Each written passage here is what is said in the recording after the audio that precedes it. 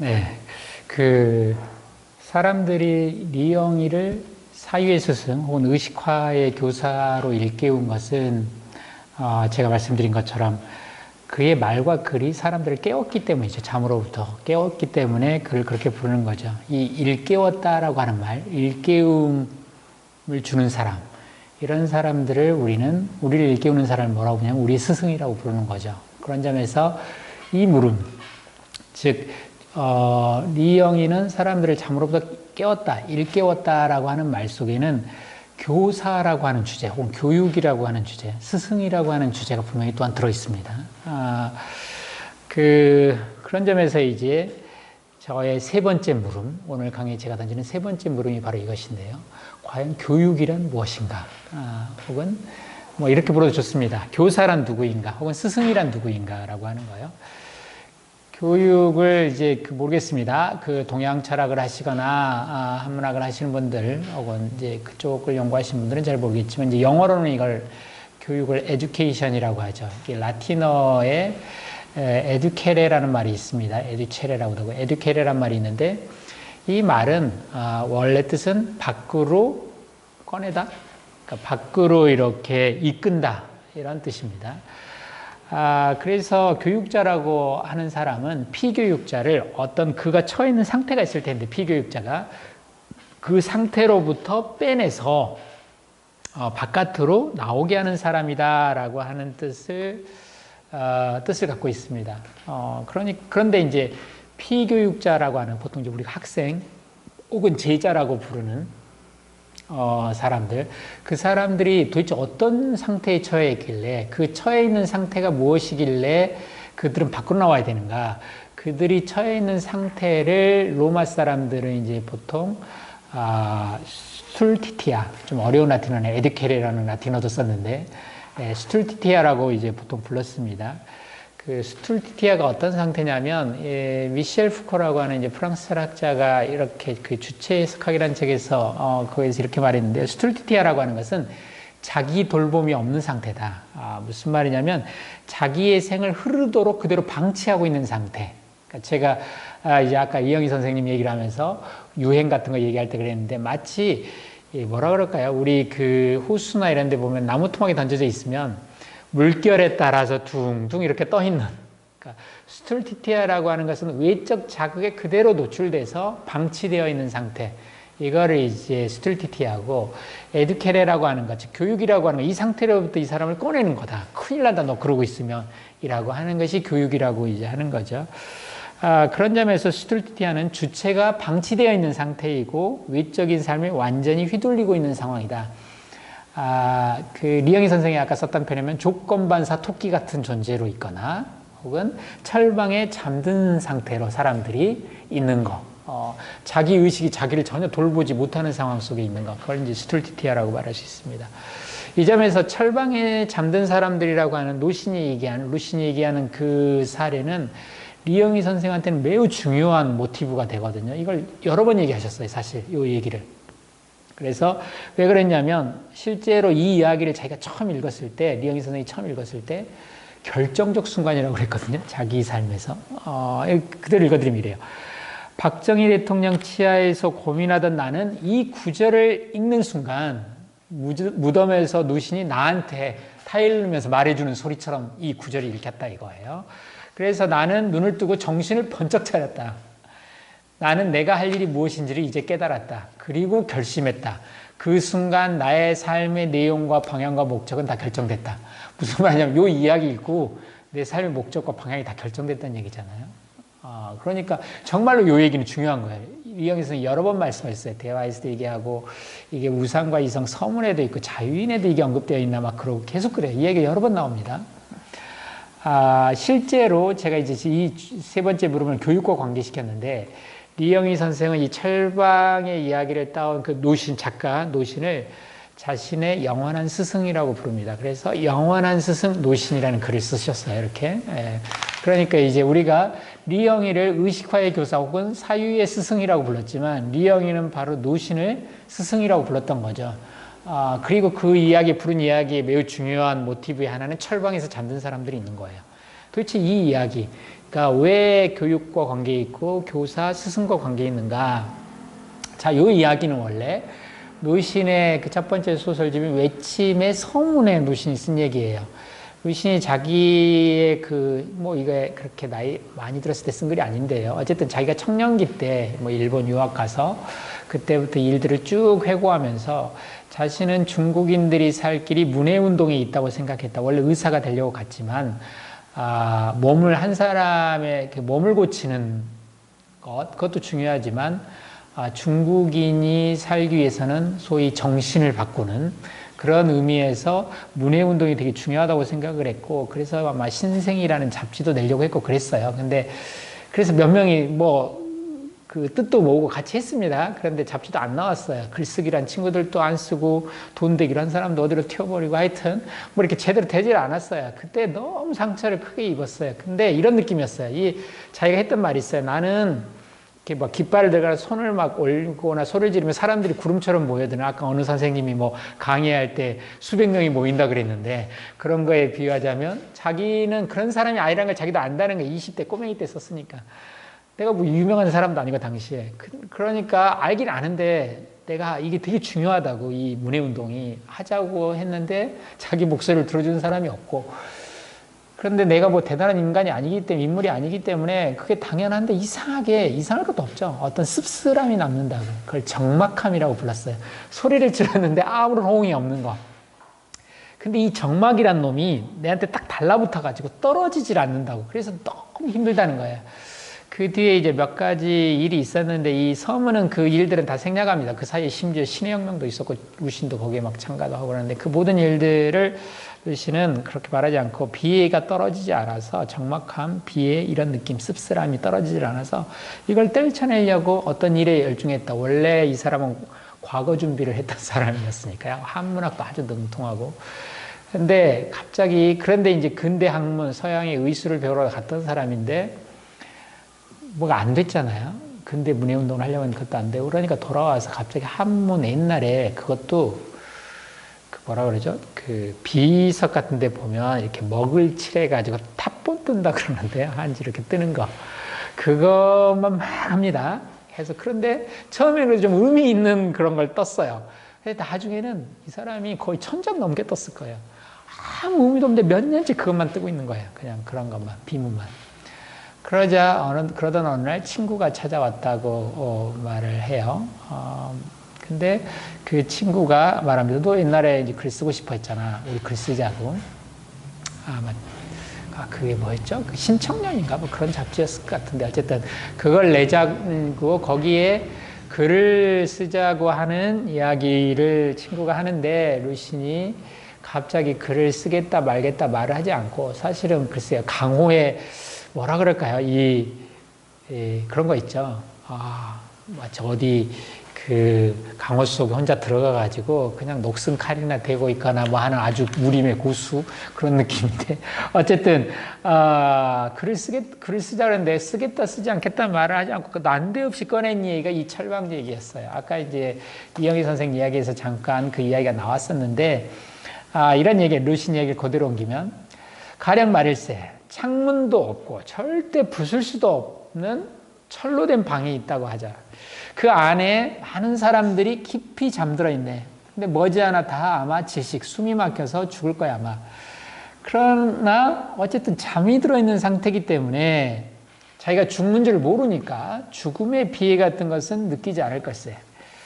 지금 자네가 큰 소리를 질러서 비교적 깨어있는 몇 사람을 일으켜서 그 불행한 몇 사람을 구제할 길이 없는 임종의 고통을 겪게 한다면 그게 더 미안한 일 아닌가? 무슨 얘기냐면, 이 철로 된 방은 내가 먼저 일어났지만, 일어나서 보니까 창도 없고 철로 돼서 도저히 나갈 희망이 없어요. 아무리 두들겨 봐도 희망이 없어요.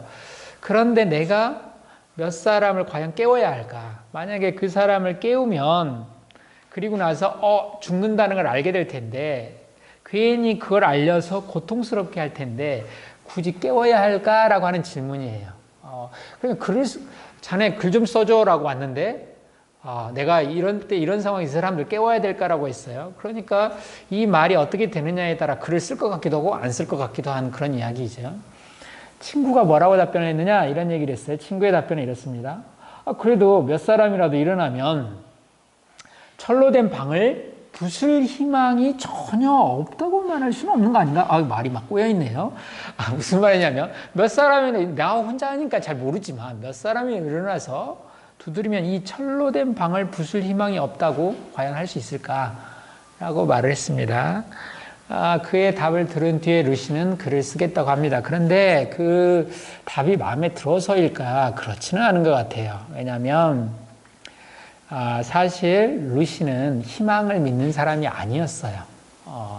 희망이라는 글의 그 유명한 문구 있죠. 절망이 허망한 것은 희망이 그런 것과 마찬가지다. 물론 여기는 절망이 허망하다고 말했지만 먼저 희망이 허망했던 거예요. 그걸 알았어요. 그런데 나중에 보니까 절망도 결국 허망해서 별거 있냐?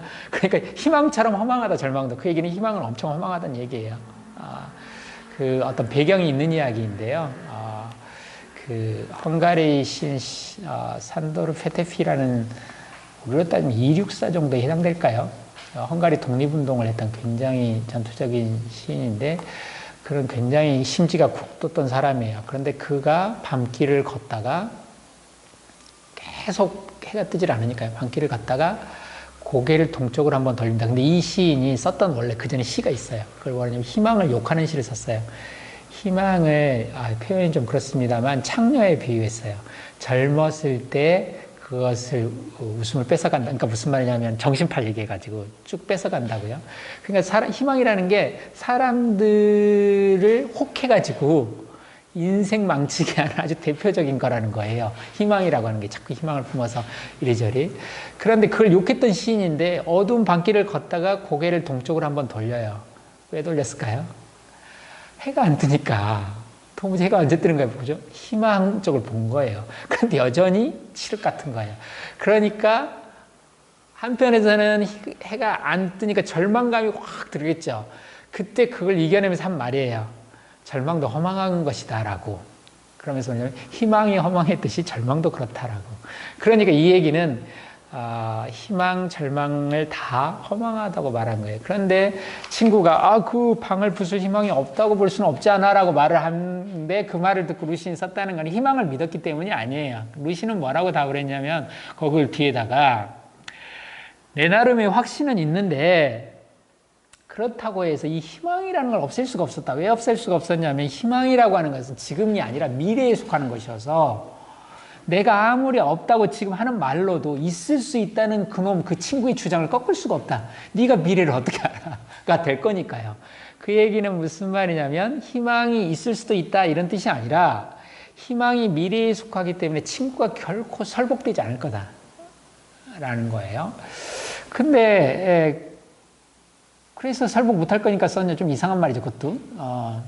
근데 제가 관심 있는 건 이거예요. 정확하게 표현하면 이 표현이었거든요. 루시니 나는 내 나름의 확신을 갖고 있지만 희망이라는 것을 없앨 수가 없어. 그리고 친구가 이제 그걸 설복되지 않을 것이기에 라고 했으니까 그 앞구절 내 나름의 확신이 있었다라고 하는 거 있잖아요. 루신의 확신은 뭐였을까? 자기가 갖고 있던 확신은. 즉 루신 자신이 생각한 답변은 뭐였을까 이거예요. 근데 생각을 해보면 루신의 친구의 답변은 루신의 물음을 회피한 거예요. 왜냐하면 루신의 물음은 이거였거든요. 철로 된 방에서 나갈 희망이 전혀 없을 경우에도 사람을 깨울래? 라고 물었어요. 그러니까 나갈 희망이 없을 때도 깨울래였는데 친구는 뭐라고 했냐면 나갈 희망이 없다고 볼 수는 없는 거 아니야 라고 답해버렸어요. 그 얘기는 뭐냐면 루신이 상황을 설정하기 위해서 했던 전제를 안 받아들이는 거예요. 나갈 희망이 없을 때도 깨울래였는데 희망이 없다고 볼 수는 없는 거 아니야 라고 루신이 설정한 전제를 부정하면서 물음에서 빠져나간 거죠. 그러니까 제대로 된 답변이라고 할 수가 없습니다. 그러면 루신은 왜 글을 쓰기로 했을까? 친구가 제대로 된 답변을 한 것 같지도 않은데 제 생각에는 요 글 썼을 때 그 다음 해인가 바로 쓴 글이 하나 있어요. 이게 아주 중요한 글이고 저는 리영희 선생의 글을 읽을 때마다 사실은 루신의 이 단편이 떠올라요. 근데 제가 읽은 글에서는 요 글을 리영희 선생이 언급한 걸 보지는 못했어요. 근데 그게 이제 글 제목이 총명한 사람과 바보 그리고 종, 노예. 예, 총명한 사람, 바보, 종이라고 하는 아주 짧은 단편 소설이 2페이지 정도밖에 안 되는 단편인데요. 이 작품에 보면 노예가 이제 나오는데 그 노예가 사는 곳이 창이 하나도 없는 방이라고 묘사돼 있어요. 그러니까 아까 루신이 철방 묘사할 때가 똑같아요. 창이 하나도 없는 어떤 방이라고 묘사했는데요.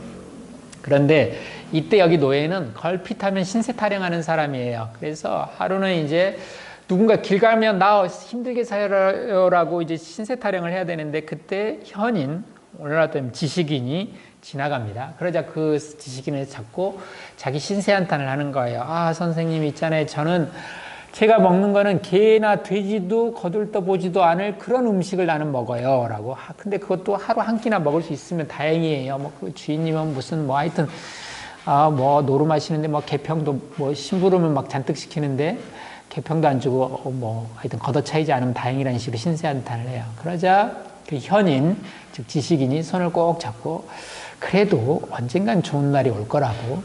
글쎄요, 뭐라 그러죠? 하여튼, 젊었을 때 이런 고생이 있으면 나중에 다 괜찮아져라고 하는, 그런 위로를 합니다.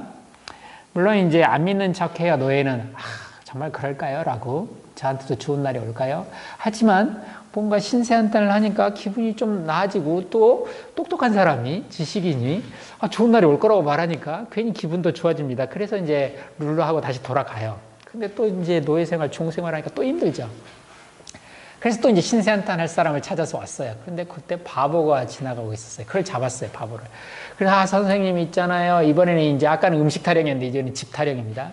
내가 사는 집은 아까 말했잖아요. 사방에 창이 하나도 없는 방이고 외양간만도 못한 방이고 썩은 냄새가 진동한다고.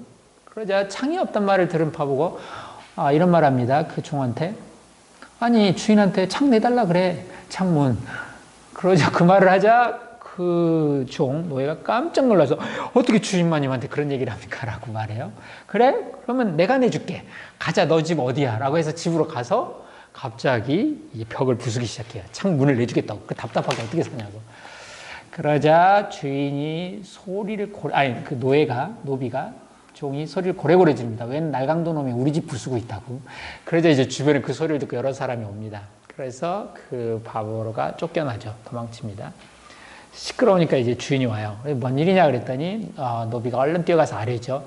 웬 날강도 놈이 우리 집을 막 부숴서 제가 제일 먼저 큰 소리로 외쳤다고. 그래서 그놈을 몰아냈습니다. 라고 하니까 주인이 쓰다듬으면서 참 잘했다라고 칭찬해 줍니다. 그러니까 지금까지 주인한테 칭찬을 안 받아봤는데 너무 기분이 업된 거예요. 그때 아까 그 현인이 옵니다. 지식인이. 그러자 선생님 있잖아요. 오늘이 정말 기분 좋은 날이고 언젠가 선생님이 좋은 날이 올 거라 그랬잖아요. 그러면서 딱 맞췄다는 거예요. 오늘 내가 너무 기분이 좋다고. 오늘 주인님이 나를 칭찬해 줬다고. 그러자 현자도 같이 기뻐하면서 손을 꼭 잡아주면서 이 얘기가 끝나요. 우리는 이 노예가 이 창문 없는 방에서 절대 못 나갈 거라는 것을 짐작할 수 있어요. 얘 이거 노예 생활에서 못 벗어나겠구나. 이 집에서 창문을 누가 내주려고 해도 안 되는구나 라는 걸 알 수 있어요. 이게 그 부실한 식사 때문도 아니고 집이 초라해서도 아니고 주인이 무서워도 아니에요. 이게 문제가 어디 있느냐? 가장 중요한 문제는 그가 노예로 사는 것에 대한 부끄러움을 몰라요. 자각이 없어요. 사실 현인 보통 이제 지식인도 그를 구하지 못합니다. 어떤 의미에서 이 지식인이야말로 진짜 나쁜 놈이에요. 사실 리영희 선생도 그런 표현을 썼어요. 지식인들이란지 그 사람들에게 괜한 겁을 주거나 혹은 뭐 헛된 희망을 품게 하거나 해서 현실을 못 보게 하는 존재들이라고. 이 소위 현인은 막연하게 동정과 위로를 하면서 일종의 이게 니체가 종종 쓰던 표현을 따르면 진통제를 투여하는 거예요. 그러면 노예가 노예로서 진통제를 맞으니까 고통이 좀 완화되니까 계속 살 수가 있게 돼요. 그렇게 되면 노예가 노예 생활을 계속하게 돼요. 도망치지도 않아요. 정 못 견디겠으면 튀기라도 할 텐데 중간중간에 작가님 무슨 현인이 지식이란 애들이 야 젊어서 고생은 사서도 하는 거야. 뭐 아프니까 청춘이야. 뭐 너는 언젠가 나 크게 될 거야. 뭐 다 원래 이래. 나도 젊었을 때 고생했어. 이런 이상한 말들로 계속 진통제를 놔주니까 노예가 계속 노예로 살 수 있게 된단 말이에요. 다시 말해서 이 지식인은 노예가 계속 노예로 살게 하는 노예 체제의 구성 요소예요. 말하자면 노예체제의 협력자라고 할 수 있죠. 그러면 바보는 어떤가? 바보는 분명히 그의 집을 부숴주려고 했잖아요. 그런 점에서 혁명가 같아요. 혁명가의 형상이에요.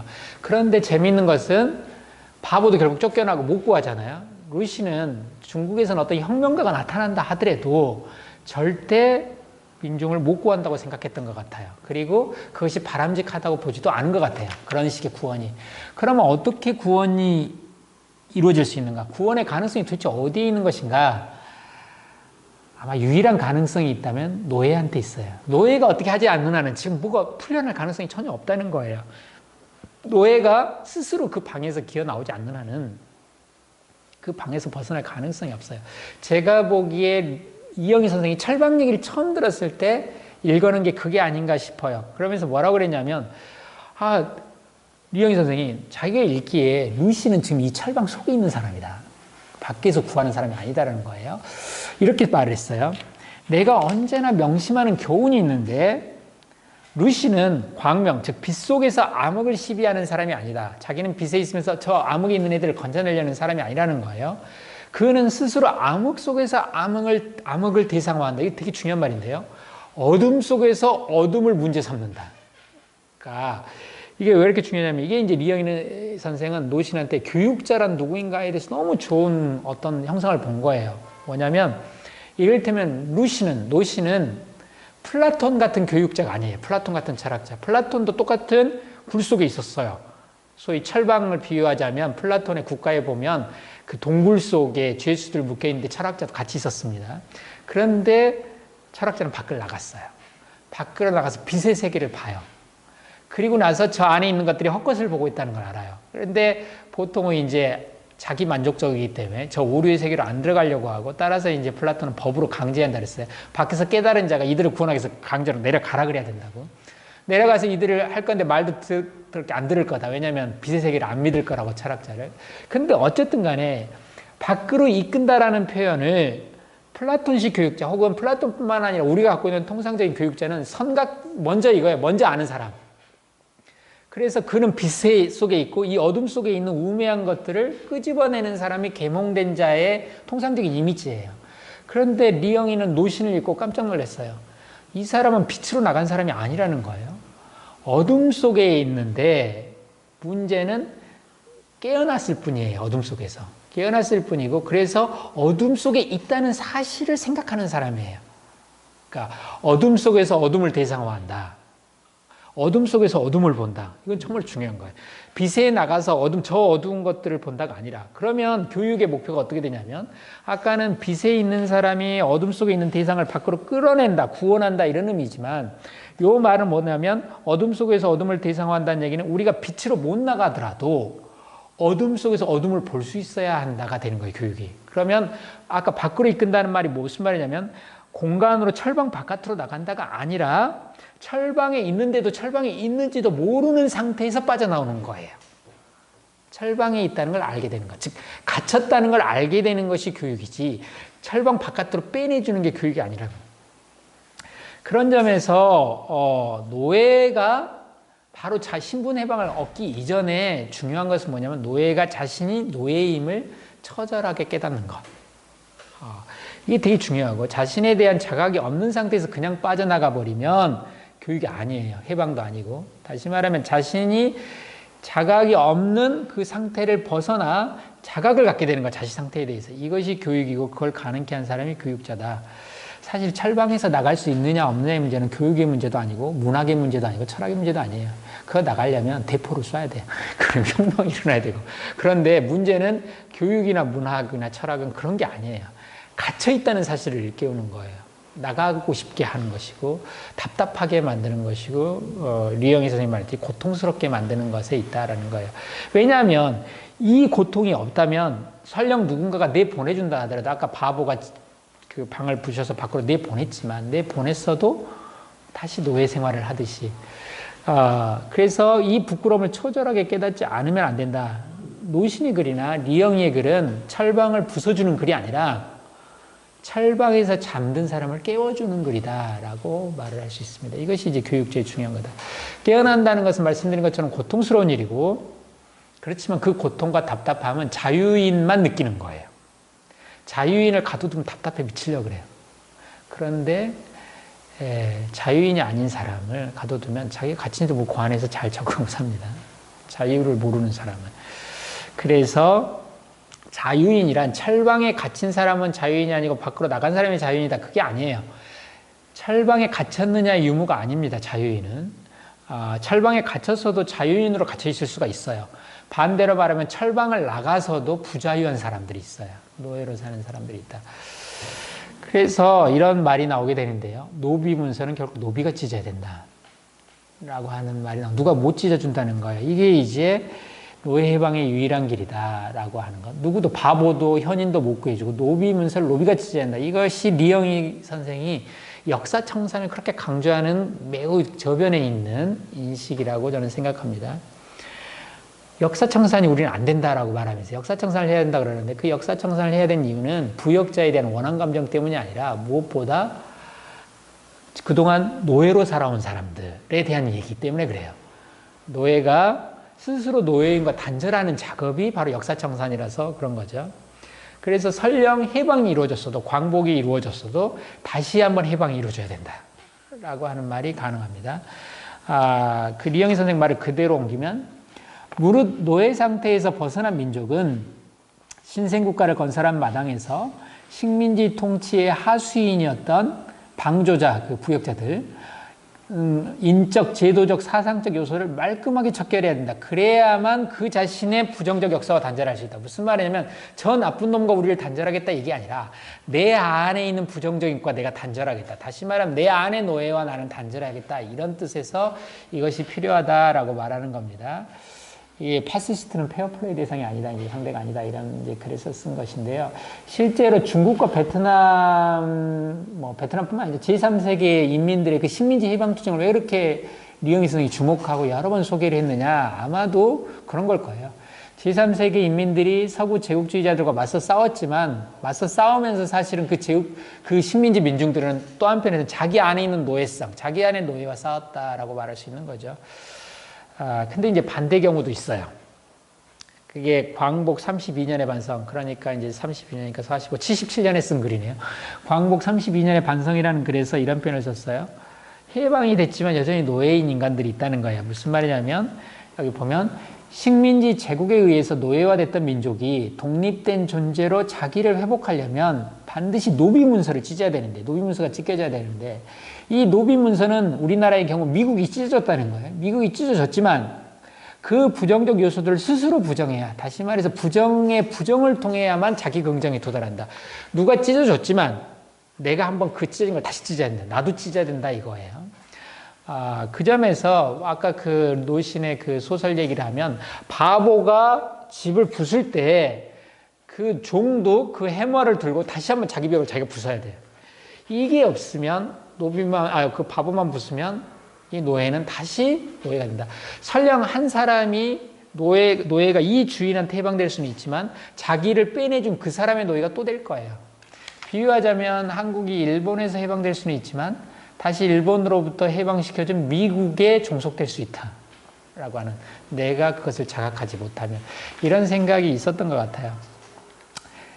사실 이영희는 바로 이런 노예적 인간형을 진짜 증오하는 것 같습니다. 그러니까 이영희의 인간의 반대는 사물이나 동물이 아니에요. 인간의 반대는 노예예요. 노예는 인간을 박탈당한 인간이에요. 그러니까 인간이 없는 인간. 그런 점에서 노예를 정말 경멸하는데, 실제 이제 78년에 방공법 재판으로 이제 8억인가의 대화 이런 것도 걸리고 임군에게 보내는 편지 이런 것도 걸렸는데, 그 중에 하나 이제 단학가의 망언에 대해 생각한다. 요 글도 문제가 됐었던 모양이에요. 74년에. 근데 요 글을 쓴 이유가 뭐냐라고 할 때 리영희 선생이 어떤 문학인 한국의 작가를 보고 쓴 글이라고 그랬어요. 일본 사람을 보고 쓴 게 아니고, 뭐가 계기가 됐냐면, 일본에서 아마 한국과 일본의 작가대회 같은 게 열렸나 봐요. 그 문학자들의 교류회가. 그런데 한국 사람들이 당시 70년대 한국 작가들이니까 그때 예를 들면 50대가 되면 70년대 한 20, 30대까지는 식민지하에 있었던 거죠. 일본어를 모국어처럼 잘하는 거예요. 식민지 백성이었으니까. 그래서 통역이 있는 게 아니고 일본어로 한국 작가들이 다 말하는 거예요. 일본에서. 일본 작가들하고. 그러니까 일본 작가들이 너무 감탄한 거예요. 아니, 한국 작가들이 어떻게 이렇게 일본어를 잘하냐고. 그런데 문제는 뭐냐면 이 문학자 대회에 갔다 온 이 한국 작가가 한국에 와서 막 자랑하는 거예요. 우리가 일본어를 너무 잘해서 일본 사람들이 너무 감탄하고 놀라워했다고. 자기들이 일본어가 너무 유창해서. 그럼 조금만 생각해 보면 왜 한국 작가들의 일본어가 그렇게 유창한가? 왜 일본 사람들은 한국말을 못하는데 한국 사람들은 일본어를 왜 이렇게 잘하는가? 조금만 생각해 보면 이것이 바로 식민주의 역사와 관계에 있다고 하는 걸 알 텐데 그걸 안 했던 거죠. 그래서 이영희가 나는 이런 놈들을 보면 붕괴를 해가지고 그런 정신 상태에 붕괴를 했다고 말했어요. 자기가 노예인지도 모르는 노예. 이것이 이제 자기가 가장 혐오하는 인간형이다 이렇게 말씀을 하셨죠. 결국 이 철로된 방에서 나가는 것보다 이영희 선생한테 더 중요했던 것은 이영희가 글을 쓰는 이유로 더 중요했던 것은 아까 의식화 얘기도 했지만 깨어나는 것이다. 잠든 채로 있으면 안 된다. 나가는 것은 다음 문제다 라는 거예요. 그가 할 수 있는 문제도 아니에요. 이영희가 할 수 있는 문제도 아니에요. 아마 그 감방문이 열리는 건 밖에서 계속 데모가 일어나고 모르죠. 김재규가 박정희를 총으로 쏘고 그런 사건들의 연쇄 속에서 나갔는지는 모르겠어요. 그러나 이런 건 할 수 있는 거죠. 감옥 안에서 잠들어 있지 않는 것은 할 수 있는 거예요. 이영희를 통해서 했던 것이고, 그리고 이 철로된 방이 정말 감옥만이 아니라 우리 사회였다면 거기서 깨어난다고 하는 건 되게 중요한 거죠. 철로된 방에서 나갈 수 있느냐? 아까 말씀드렸듯이 그건 부차적인 문제예요. 갇혀 있어도 자연인일 수 있고 나가도 노예일 수 있으니까요. 결국 의식화됐다라고 말하는 것, 혹은 자유롭다라고 말하는 것, 이성적이다라고 말하는 것은 이영희에게는 깨어나서 내가 잠들어 있었네라고 깨어나자마자 여기가 철방이다라고 하는 걸 아는 거죠. 이영희는 이 점에서 어떻게 먼저 깨어났는지 그건 모르겠어요. 그게 본능인지 뭔지. 먼저 깨어났어요. 그래서 의식화된 존재, 그 자신이 의식화 교사이기 전에 의식화된 사람이고, 또한 그가 철방에 갇힌 걸 알았던, 자연으로 갇혀 있었던 사람이고, 무엇보다 옆에 그 잠든 사람을 깨웠다는 점에서 그는 또한 교육자이기도 했던 거죠.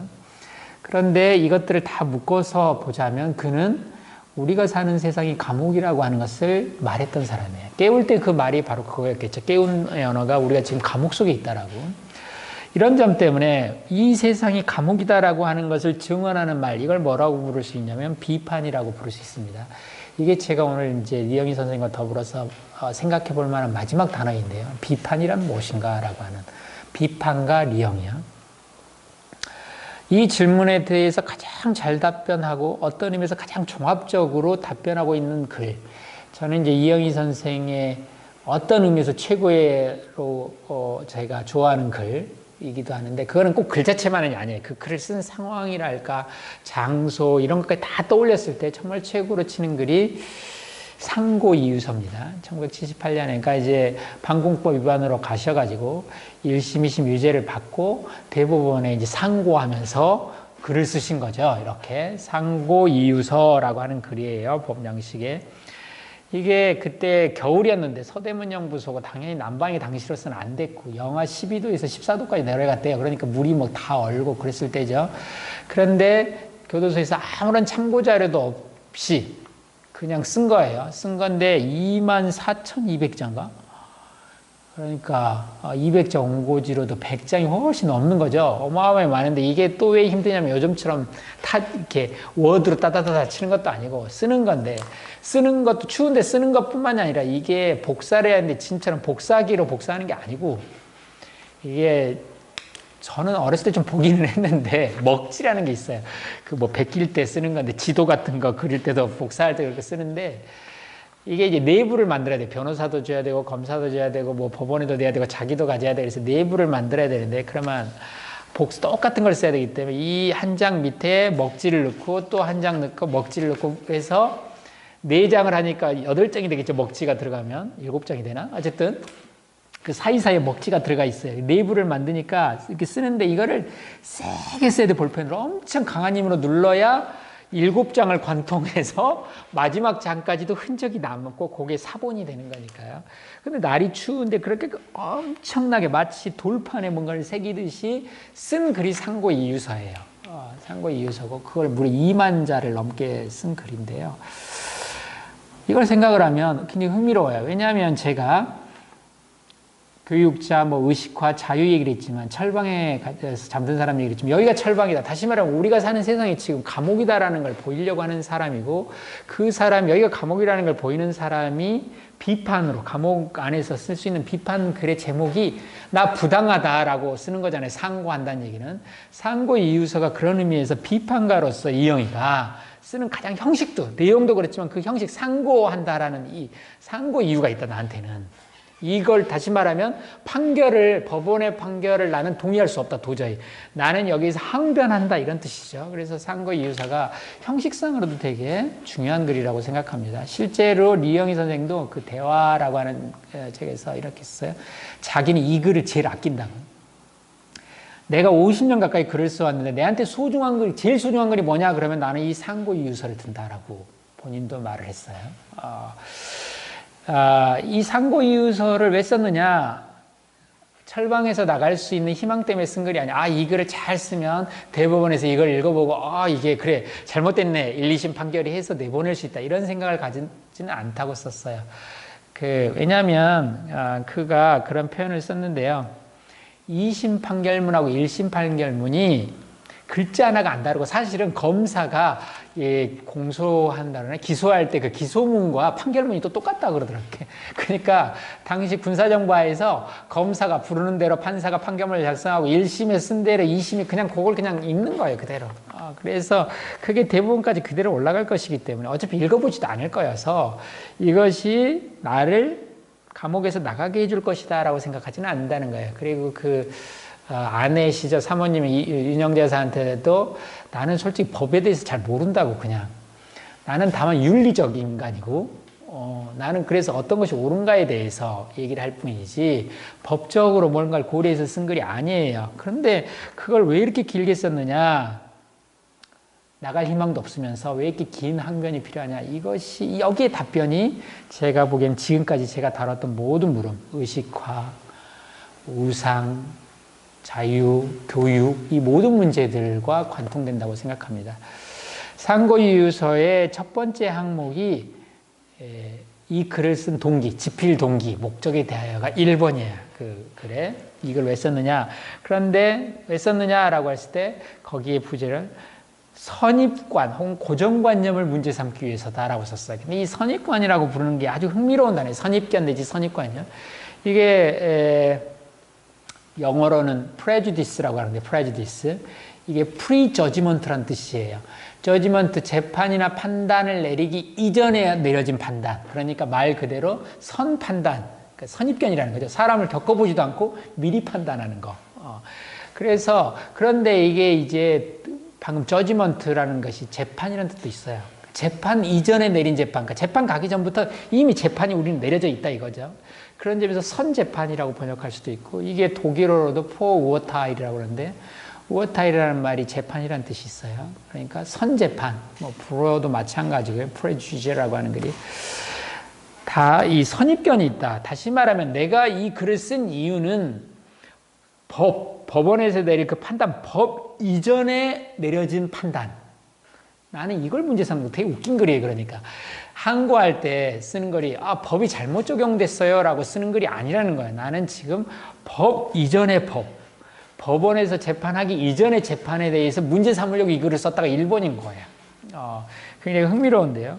도대체 법 이전의 법이라는 게 뭐냐 이런 거예요. 이를테면 지금 방공법 위반으로 들어갔어요. 지금 따지면 국가보안법 위반인데요. 이영희가 문제 삼는 것은 이 법이 나한테 잘못 적용됐다가 아니라 이 법이 근거하고 있는 것, 그 근거가 없다. 즉, 이 법은 어떤 선입견 속에 내려져 있고 이미 재판이 내려져 있다 이거예요. 그래서 저를 제일 놀라게 한 글 90년대 초반에 썼던 글도 있는데 대한민국은 유엔이 인정한 유일한 합법 정부가 아니라든지 이런 제목의 글들 깜짝깜짝 놀란 그때 제가 읽었어도 깜짝깜짝 놀라는 거. 과연 북한은 반국가단체고 국가가 아닌가. 오늘날 따지면 다 유엔이 인정하고 심지어 남한에서도 국정원, 그때는 중앙정보부 저희가 가서 이야기도 하고 협약도 맺고 공동 성명도 발표하고 유엔에는 동시에 가입하고 이런 모든 것들, 그 다음에 대사관들이 다 북한하고 외교를 수립한 나라들이 있고 이 모든 것들을 보면 북한도 하나의 정부 아니냐라고. 근데 너무 당연한 말인데 그때는 왜 이렇게 그 말이 무섭고 심지어 막 북방 한계선을 넘어섰다 막 그러면서 북한이 넘어왔다는데 북방 한계선은 왜 북쪽으로 못 넘어가겠냐. 남한의 옛날에 이승만이나 그 이유가 자꾸 북한으로 넘어가려고 하니까 미군이 못 넘어가게 막은 선이다 라고. 그런 것들을 한번 생각해보지 않았는데 설령 그 이야기가 얼마나 치밀한가 하고 상관없이 제가 놀랐던 건 용기예요. 이영희 선생은 국가보안법이 내리딛고 있는 그 근거가 사실 근거들이 희박하다, 없다라고 하는 거죠. 그런 점에서 방공법이 자기한테 부정확하게 적용됐다가 아니라 방공법이란 법 자체가 근거 없는 법이다, 이 법이. 이거를 앞에 쓰고 있어요. 그리고 그것이 무엇보다 이 법의 주체이자 적용 대상인 대한민국 정부와 국민한테 매우 해로운 법이다. 이게 되게 웃긴 거예요. 어떤 사람이 감옥에서 나 이거 재판 잘못됐고 뭔가 한 거 형량이 잘못됐어요 뭐 할 때 이런 식으로 하지 않거든요. 법은 이것인데 이 검사는 이렇게 잘고 법원 판사가 법리를 오인해서 이렇게 판결을 했어요를 이의제기를 했는데 그게 아니고 이 법이 근거 없는 법이에요 라고 해버리면 이거는 구지의 근거가 없겠죠. 판사가 보고 법에 근거가 없단 말에 설복돼서 당신은 무죄야라고 말하지는 않을 거니까요. 그런데 어쨌든 집필 동기를 그렇게 밝혀놨어요. 그리고 이영희는 바로 그래서 이제 법의 근거, 다시 말하면 재판 앞에 내려진 재판, 법이 딛고 서 있는 그 밑바탕, 그거를 이제 문제 삼았고 그것에 대해서 질문을 던진 거죠. 그런데 이와 대비되는 게 검사와 판사도 질문을 던집니다. 검사와 판사도 이영희처럼 물어봐요, 이영희한테. 그런데 이 물음을 보통 우리는 뭐라 하면 신문한다라고 그래요. 검사가 수사기관이 할 때도 그렇고 심리 중에 재판장이 물어볼 수도 있습니다. 이 신문이라고 하는 것과 그것도 물음입니다. 물어보는 거니까. 이영희의 물음은 어떻게 다른가? 상고 이유서의 세 번째 항목에 이영희가 쓴 제목이 이거예요. 조사기관의 신문, 즉 조사에 대하여. 즉 조사기관의 물음에 대해서 묻고 있는 거예요. 이 세 번째 항목이 굉장히 흥미로운데 그는 이렇게 말합니다. 조사기관이 자기를 조사할 때 사전에 준비된 방향과 내용이 이미 다 정해져 있었다라고요. 그러니까 그래서 자기는 유무형의 강압을 받아서 자술서를 거기에 그 정해진 대로 맞췄을 수밖에 없었던 거예요. 그러니까 다시 말하면 검사가 요구해서 딱 짜놓은 틀이 있는데 그 틀에 맞춰서 답할 수밖에 없었다라는 거죠. 이 말은 굉장히 재밌어요. 왜냐하면 신문이라고 하는 것이 물음이긴 하지만 이영희의 물음은 답이 있는 물음이 아닐지도 몰라요. 왜냐하면 답은 근거가 있고 그 근거에 기초해서 답이 있는 거거든요. 근데 근거 자체에 근거 없음을 물어버리면 뭔가 어떤 신이 있다는 믿음 속에서 신의 교리 혹은 성경이 신의 교리라고 믿는 신의 말씀이라고 믿는 한에서 성경에 이렇게 있는데 왜 너는 그렇게 안 해라고 하고 누군가 안 했을 때 성경을 근거로 뒤밀어서 잠을 수 있는데 이것이 신의 말이라고 하는 것을 부정하는 사람에게는 이 말의 의미가 없어지는 거거든요. 다시 말하면 이런 거죠. 혹은 이렇게 미룰 수도 있어요. 너는 신이 있다고 생각하는 세상에서 살고 싶어? 신이 없다고 생각하는 그런 세상에 살고 싶어? 이 물음은 답이 없어요. 그는 어떤 걸 택할 것인가 라고 하는 물음은. 리영의 질문은 하여튼 그 마냥 밑바닥에 큰 걸 문제 삼고 있어요. 그런데 아까 제가 이제 들은 말씀은 그 철학자의 질문과 일반적인 앙케트 보통 질문에 대한 질 들레즈라는 철학자가 한 질문 던지는 방식이었는데요.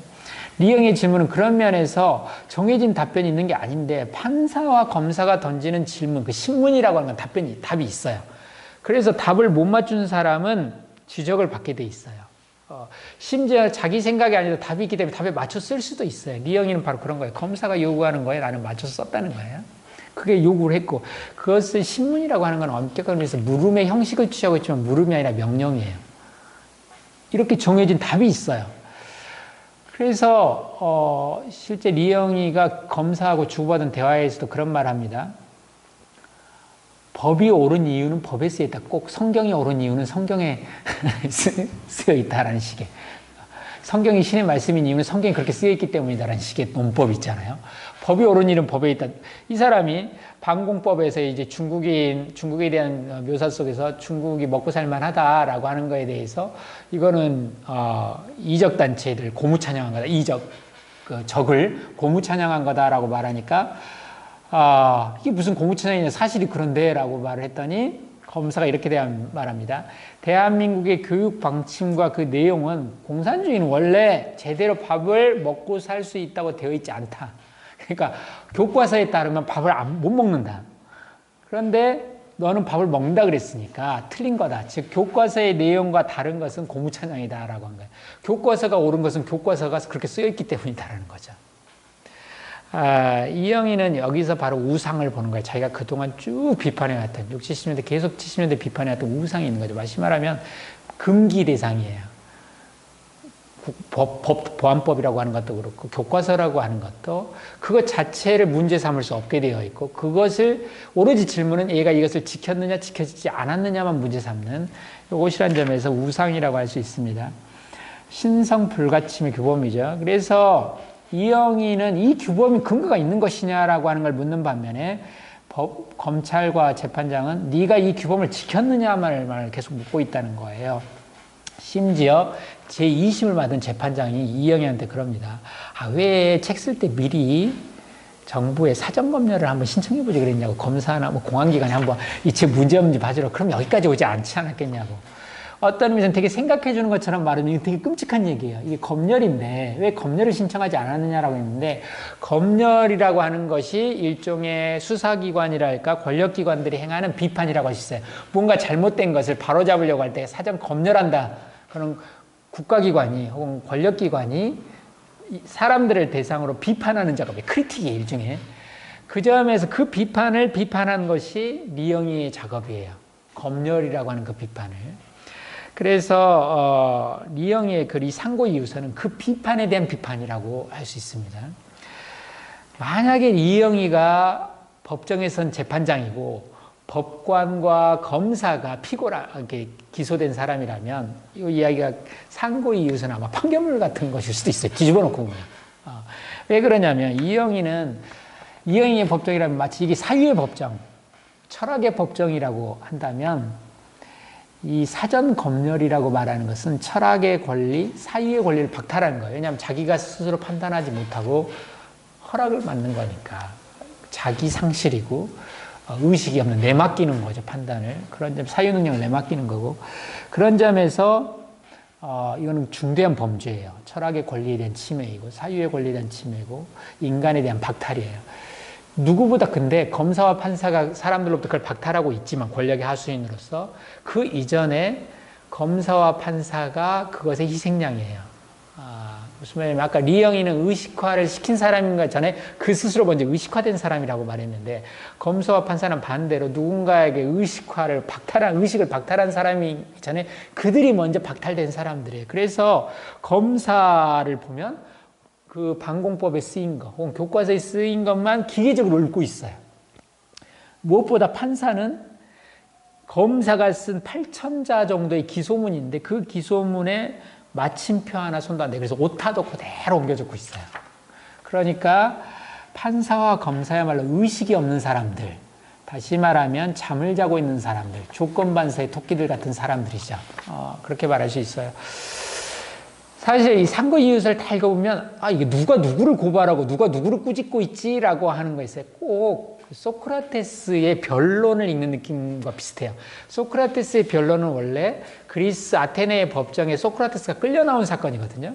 그래서 자신을 변호하는 변론을 펼치는 건데 글을 쭉 읽어보면 소크라테스가 꾸짖는 걸로 나와요. 이렇게 마치 그 배심원들이나 이런 사람, 아테네 사람들 혹은 자신을 기소한 사람들을 꾸짖어요. 그러니까 배심원단들이 계속 화를 내요. 유죄 판결을 받을 때도 너무 고분고분하지 않고 소크라테스가 마치 재판을 받는 사람이 아니라 하는 사람처럼 행동하니까 사람들이 분노하거든요. 그런데 이영희의 상고이유서를 보면 이 인간이 피고로서 빌어야 할 상황인데 빌지를 않고 꾸짖고 비판하고 있단 말이에요. 그래서 이게 뭔가 역전되어 있다는 거죠.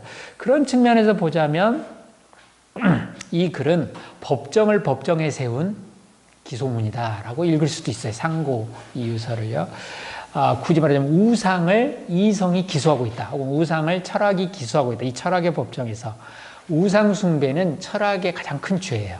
물론 종교의 죄이기도 하지만 왜냐하면 우상을 숭배한다는 것은 사유하지 않는다는 뜻이니까 비판하지 않는다는 뜻이고, 그것은 사유 능력이 없다, 의식이 없다는 뜻이니까 철학의 가장 중요한 권리를 박탈했다라고 하는 거예요. 그런 점에서 우상 숭배야말로 철학의 최대 죄입니다. 그런데 우상을 숭배한 자들은 이미 감옥에 수감되어 있어요. 아까 제가 판사나 검사들 말을 했는데요. 그게 뭐냐면 자신들이 잠들어 있는데도 철방에 갇혀 있는데도 갇혀 있는 걸 모르는 죄수들과 똑같아요. 자신들이 어디에 갇혀 있는지 몰라요. 이데올로기에 갇혀 있고 그 기계적인 어떤 거에 갇혀 있다라고 하는 사실을 전혀 몰라요. 사실은 선고도 내려져 있고 형도 집행 중이에요. 그게 뭐냐, 상고이유서에 보면 이런 말이 나옵니다. 상고이유서의 마지막에 가면 그 검사들이나 이런 사람들이 인식정지증에 걸려 있다라고 표현을 썼어요. 미영희 선생님이. 인식정지증이 뭐냐면 예전에 그 아까 D검사라고, 사실은 H검사인데요. 실제로는 D검사라고 이제 그 검사 모르게 이렇게 바꿔놓은 것인데, 그 사람하고 둘이 얘기를 할 때 중국 얘기를 하면서 그 검사가 난데없이 말합니다. 자기가 14살 때 6.25를 겪었는데, 그때 소위 중국 사람들, 소위 그때는 이제 떼놈들이라고 막 부르는데, 중국 사람들 봤다는 거예요. 진짜 더럽고 뭐 무식하고 아무것도 모르는, 정말로 그런 애들이라고. 중국 잘 잘한다는 거예요, 중국 사람들. 제가 6.25 때 봐서. 리영희 선생이 보기엔 더 한심할 거예요. 왜냐면 리영희 선생은 그때 군 장교였잖아요. 얘는 꼬맹이였고, 지금 검사가 자기가 중국 나 어렸을 때 다 봤어요. 이거 진짜 웃긴 애들이야, 중국 애들이라고 했는데, 리영희 선생한테 자기가 중국을 안다고 말하고 있는 거죠. 6.25를 기준으로 보더라도 리영희 선생이 훨씬 나이가 든 사람이고, 장교로서 그 6.25를 체험했던 사람이고, 무엇보다 그 뒤에도 중국문제연구소를 한양대에 들어와서 7년대 계속 중국을 연구했던 사람이에요. 중국에 대한 글을 읽었던 사람, 리영희는. 그런데 지금 14살 때 본 그 인식에 그대로 머물러서 이 사람은 중국이 그런 줄 알아요. 현대 중국이 그렇다고 생각하는. 이게 인식 정지증이고, 다시 말하면 사람이 미성숙한 상태로 그대로 있는 거예요. 지적인 발전이나 생각의 발전이 전혀 없었어요, 이 사람한테는.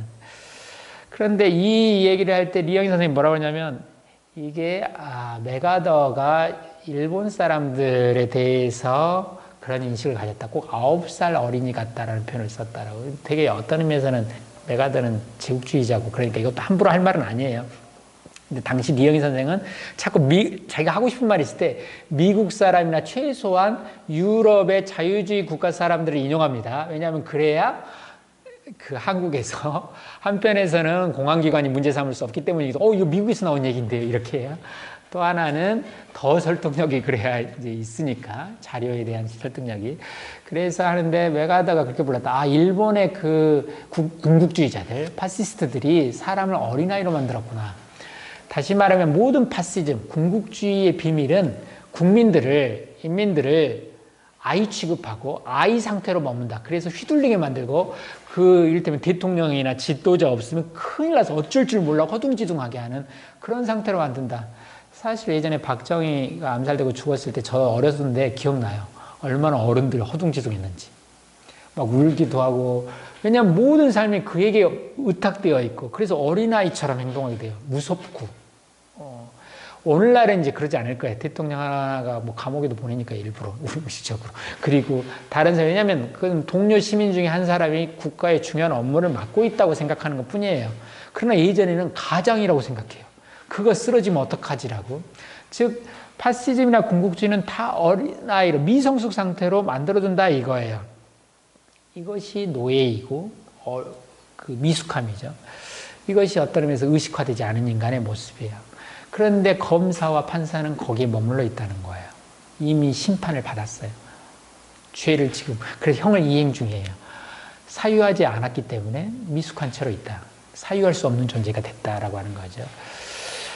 사유란 도대체 뭘까라고 하는 거예요. 리영희는 법정 앞에서 계속 섰던 사람이에요. 법 앞에서. 그런데 재미있는 것은 리영희는 그러면서 동시에 법정을 자기 앞에 세웠던 사람이에요. 법정 앞에 섰지만 법정을 자기 앞에 세웠고, 법 앞에서 항상 심판을 받아야 했고, 여러 번 구속도 되고, 또 감옥에도 갔지만 유죄를 받고, 다른 한편에서 보면 법정 자체를 자기 앞에 세웠고, 그 법정이 얼마나 어떤 선입견, 선판단 속에 갇혀 있는지, 그것들을 자꾸 보여주려고 했던 사람이죠. 바로 그 자리, 그가 섰던 자리, 굉장히 흥미로운 자리예요. 그는 법 안에 있던 사람이 아니에요. 법 이전에 있던 사람이고 그 법을 문제 삼았던 사람이고 법칙에 따라 움직이잖아요. 그렇게 움직이지 않고 그에 대해서 생각해보게 우리에게 계속 했던 사람이라고 할 수 있습니다. 이 자리가 바로 비판이라고 하는 것이 이루어진 자리고 의식화가 이루어지는 자리다라고 할 수 있을 거예요.